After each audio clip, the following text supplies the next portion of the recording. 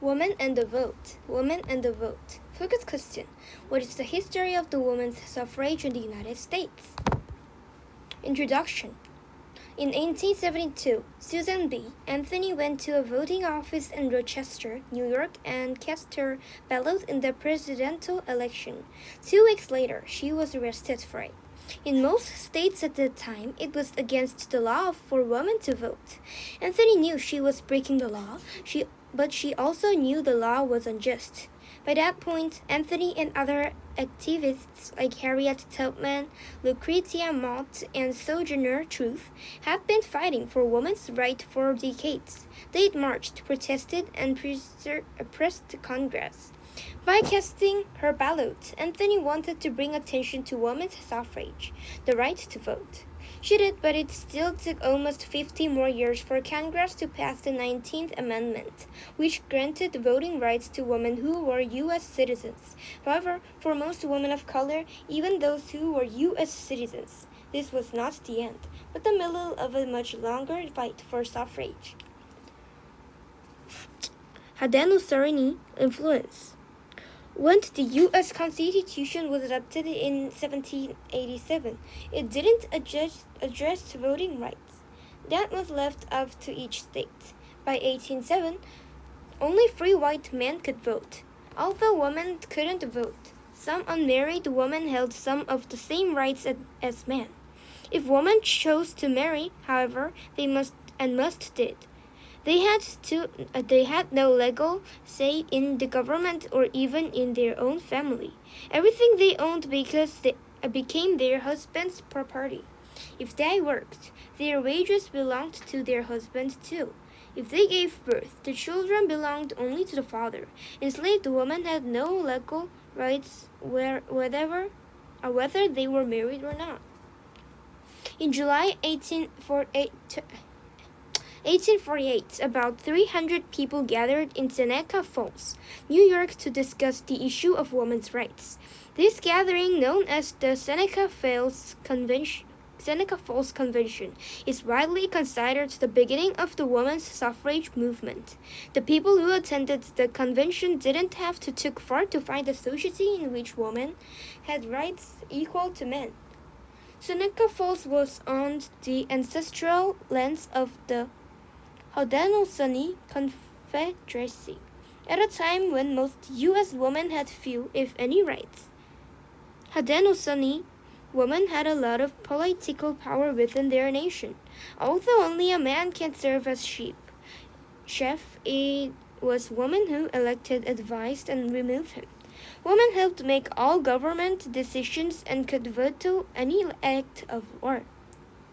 Haudenosaunee women controlled land and food sources, so they also had a lot of economic power.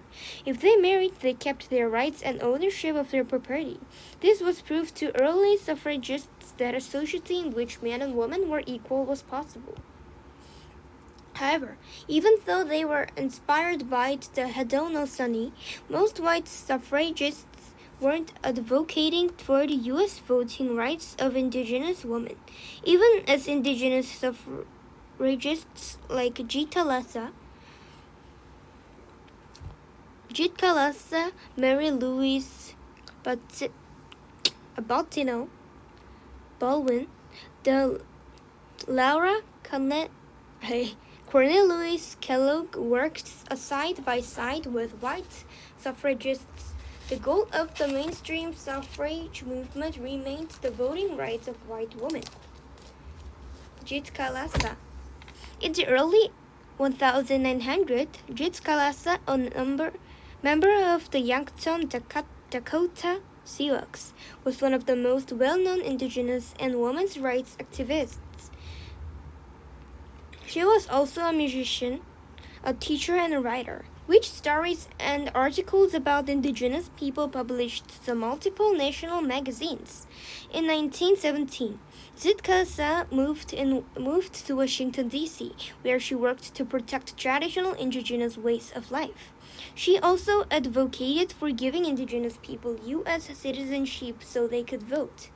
In 1926, she founded the National Council of America American Indians. As the organization's president, Jit Kalasa helped unite indigenous people in the fight for suffrage and got them registered to vote. She continued to advocate for indigenous people's rights until her death in 1938. A movement divided. The fight for women's suffrage grew out of the abolition movement of the 1830s. Many early suffragists began their activism by speaking, writing, and organizing against slavery.